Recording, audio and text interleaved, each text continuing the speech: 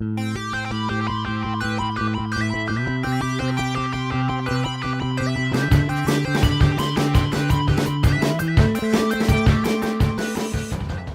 War to seria strategii turowych, które ostatnio próbuję nadrobić najbardziej. Konsekwentnie je ogrywam od pierwszej części, czyli od pierwszego Sioguna z 2000 roku. W tym czasie zdążyłem się nasłuchać superlatyw o Siogunie 2 jako o najlepszej części serii. I nie mogę zaprzeczyć, że dało mi to pewną dozę hype'u. Hype'u, którego z czasem odczuwam coraz rzadziej. To jak wypada Total War Shogun 2 po 15 latach? Czy jest tak dobry jak słyszałem? Czy zostanie Siogunem jest trudniejsze niż może się wydawać? Dowiecie się tego w tym materiale. Cześć, jestem Lord Venom, a to jest kolejny film o mojej niekończącej się walce z backlogiem. Tym razem o grze Total War Shogun 2, wydanej tylko na PC w 2011 roku. Nie przedłużając, zapraszam.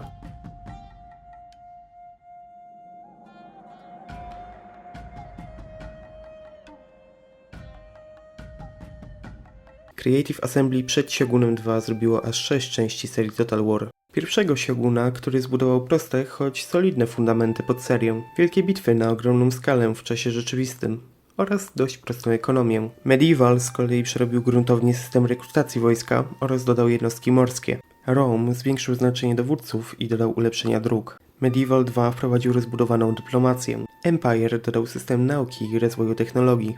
Napoleon z kolei ulepszył wszystko wizualnie i zrobił z wojny prawdziwy spektakl. Twórcy postanowili więc wrócić do korzeni, zrobić Sioguna bardziej i lepiej, wykorzystując wszystko, co wymyślili do tej pory. Shogun 2 to swoisty remake jedynki, wzbogacono nowe mechaniki i klany. Gra przenosi nas do roku 1545 w tzw. okresie Sengoku. Niedługo po wojnie domowej znanej jako Wojna Onin, Shogunat Ashikaga jak i stolica zostają drastycznie osłabione. Wielkie rody tracą wsparcie stolicy, a Japonia popada w głód i nędzę.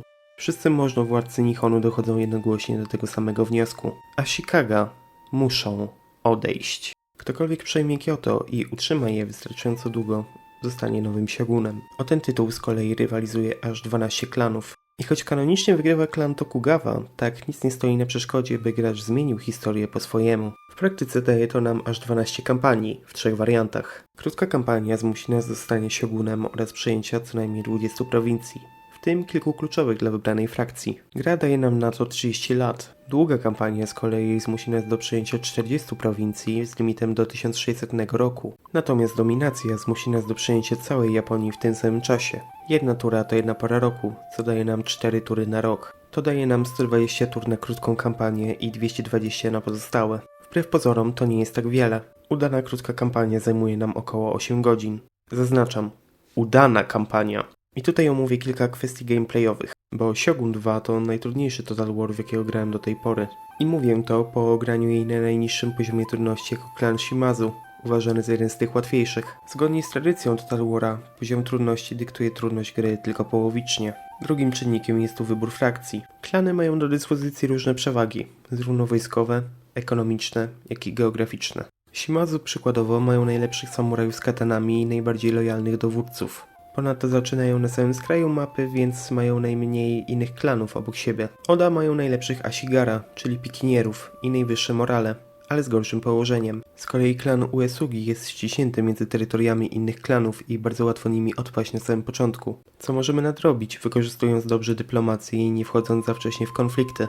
Krótko mówiąc, niektóre klany mają przerąbane w porównaniu do innych. Odniesienie nimi zwycięstwa samo w sobie jest wyzwaniem, o innych poziomach trudności nie wspominając. Ale sam wybór to tylko początek decyzji. Każda frakcja rozpoczyna z niewielką ilością prowincji w dość biednym stanie. Nie mamy ani dużo waluty, ani wojska, ani infrastruktury do jej generowania. Dopiero po zaspokojeniu podstawowych potrzeb prowincji, takich jak przygotowanie pól uprawnych i handlu, możemy spokojnie budować potęgę militarną. Do dyspozycji mamy samurajów, kawalerię, ashigara i łuczników, a później dostajemy dostęp do ich ulepszonych wersji, nawet z bronią palną. Gdy już poczujemy się pewnie z naszą armią, będziemy mogli ją wysłać do wrogiej prowincji. I tu należy podkreślić, że najechanie jednej frakcji nie oznacza, że sprowadzimy na siebie wrogość tylko z jej strony. Jeśli ta frakcja ma sojusz z inną, to istnieje duża szansa, że i tamta dołączy do konfliktu przeciwko nam, jeśli uzna to za opłacalne. Warto więc także mieć sojuszników na taki wypadek. A najlepiej, jeśli nie stoją nam na drodze do stolicy. Zaś kiedy przyjdzie co do czego, nasze wojsko spokojnie będzie mogło wziąć udział w bitwie. Ale samo wojsko nie jest tu jedynym czynnikiem. Ważne są też teren oraz pogoda.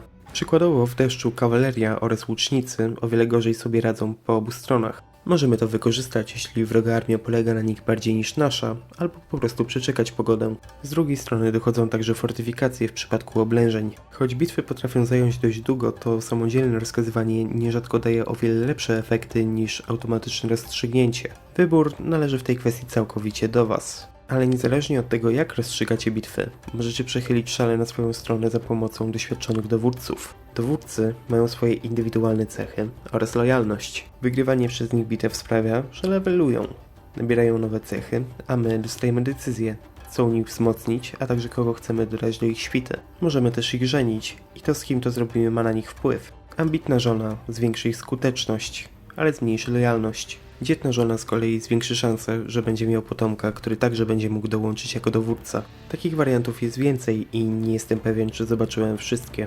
Lojalność dowódcy ma znaczenie, ponieważ w kluczowym momencie, gdy szanse naszych wojsk są równe lub niższe niż przeciwnika, to dowódca może przejść na stronę wroga. Zdarzyło mi się tak 2 razy i mimo dodatniej lojalności. Więc nawet pozytywny numer nie jest gwarantem. Indywidualne jednostki także zwiększają swoje doświadczenie, choć nie daje to tak znacznych rezultatów jak w przypadku dowódcy. Istnieje też szansa, że jeśli wejdziemy w bitwę bez udziału dowódców i wygramy, to wyłoni się z niej nowy dowódca, którego będziemy mogli awansować za pewną opłatą. Drugim narzędziem na naszej dyspozycji są ninja, którzy pełnią rolę agentów. Możemy wysłać ninja, by dokonał sabotażu, zabił wrogiego dowódcę przed bitwą albo otworzył bramę. Ninja także leveluje, co daje nam możliwość, by dać mu nowe akcesoria oraz bardziej go ukierunkować. Im więcej aktywności wykonuje ninja, tym bardziej rosną jego szanse powodzenia w następnych. Trzeba jednak zadbać, by nie zostawiać ninja w jednym miejscu na zbyt długo. Inaczej zostanie wykryty i przegoniony, a w najgorszym wypadku stracony. Wyszkolenie takiego ninja jest równie kosztowne co kilku jednostek samurajów, więc nie jest to lekka strata. Ale nawet jeśli wygramy, to samo zajęcie prowincji nie jest końcem walki z daną prowincją. W wyniku bitwy część budynków zostanie uszkodzona i to na nas będzie spoczywał koszt naprawy, jeśli będziemy chcieli czerpać z nich korzyści. Trzeba też dbać o zadowolenie mieszkańców. Mieszkańcy danej prowincji naturalnie nie będą zadowoleni ze zmiany władzy. Szczególnie jeśli domyślna religia tej frakcji jest inna niż nasza. Udobruchać ich możemy zostawiając w mieście pewną liczbę wojsk, naprawiając budynki i zmniejszając lub całkowicie zwalniając ich z podatków. I tu istnieje pewien trik, ponieważ najskuteczniejszą strategią jest utrzymanie podatków na minimum, by jak najwcześniej zyskać do nich dostęp bez zawyżenia niezadowolenia. Przynosi to znacznie większe korzyści niż inne opcje, a także redukuje prawdopodobieństwo wybuchu buntu. Bunt z kolei potrafi być gorszy w skutkach niż nawet wrogiej frakcji, ponieważ już od samego początku gry armie rebeliantów potrafią być ogromne. Nawet jeśli wyeliminujemy frakcję całkowicie, zajmując każdą jej prowincję, może ona powrócić, jeśli rebelia utrzyma się przez zbyt długi czas. Poza tym wprowadza to czynnik walki na wielu frontach, która ogólnie w Total Warach nie jest zalecana. Wraz z naszym postępem będziemy wykonywać misje ograniczone czasowo oraz rozwijać naszą frakcję. Misje pojawiają się z czasem w równym stopniu co katastrofy naturalne. Pewna prowincja może w danym momencie mieć pecha i paść ofiarą suszy lub nawet tsunami. To samo może przytrafić się naszym wrogom, otwierając nam furtkę do ułatwionego ataku. Gra oferuje nam 2 ścieżki rozwoju, socjalną oraz wojskową. Nie możemy zaniedbać żadnej, ale dostajemy wybór na początku, którą chcemy, by rozwijała się szybciej. Możemy rozwijać tylko jedną technologię lub ideę naraz, co z kolei zachodzi automatycznie w określonej ilości tur. Czasu w całej kampanii nie starczy, by odblokować wszystko, więc wybór potrafi być naprawdę trudny. Im bardziej rozwinięta jest nasza frakcja i im więcej sukcesów odniesiemy, tym bardziej rośnie sława naszego klanu. Przekroczenie pewnego progu sławy spowoduje wrogość shogunatu, co z kolei oznacza wypowiedzenie wojny z każdym innym klanem.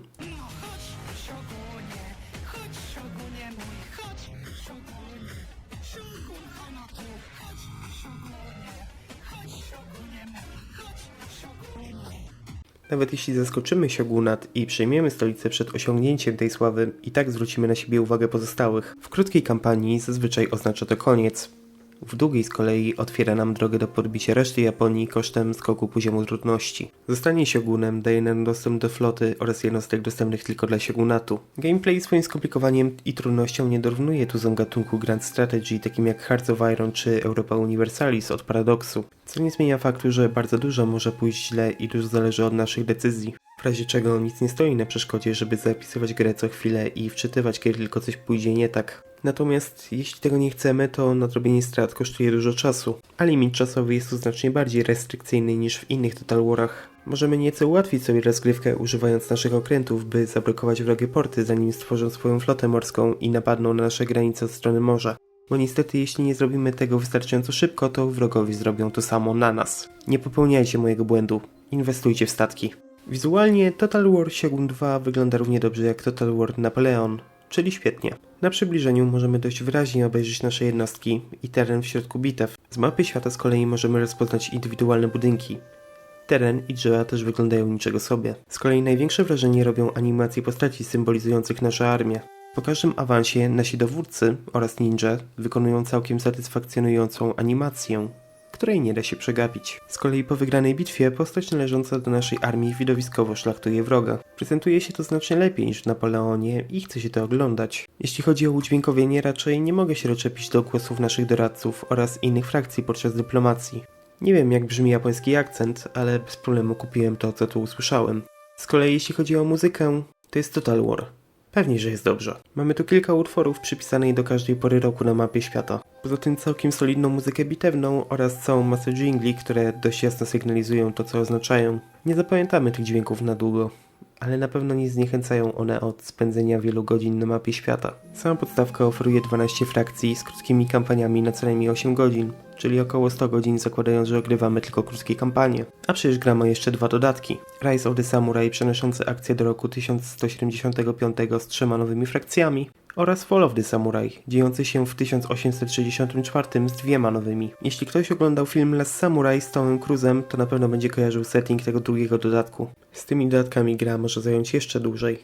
A przecież istnieje jeszcze cały tryb multiplayer. Jeśli macie kogokolwiek do rywalizacji, to możecie z nimi przejść całą kampanię. Podsumowując, Total War Shogun 2 jest naprawdę świetną grą. Nie mogę jednak powiedzieć, że jest dla każdego. Jest trudniejsza od poprzednich Total Warów i zdecydowanie nieprzyjazna dla początkujących. Jednak jeśli nie jesteście początkujący, albo macie w sobie dość zaparcie, by ogarnąć wszystkie systemy naraz, to będziecie się świetnie bawić. Odnoszenie sukcesów, myśląc kilka ruchów do przodu, daje masę satysfakcji. Jeśli szukacie długiej gry na setki godzin i wiecie, że w nic innego nie zagracie przez długi czas, to jest to świetny wybór. Wielkie dzięki wszystkim, którzy dotrwali do końca materiału. Jeśli Wam się podobało, zostawcie suba, łapkę w górę i kliknijcie dzwonek, by dostawać powiadomienia o moich kolejnych materiałach. Polecam też sprawdzić poprzednie materiały, a nawet zostawić komentarz. Dzięki temu kanał będzie mógł stabilnie rosnąć w siłę. Gorąco się żegnam i zapraszam ponownie na moją kolejną walkę z backlogiem. Mówił do Was Lord Venom. Do usłyszenia.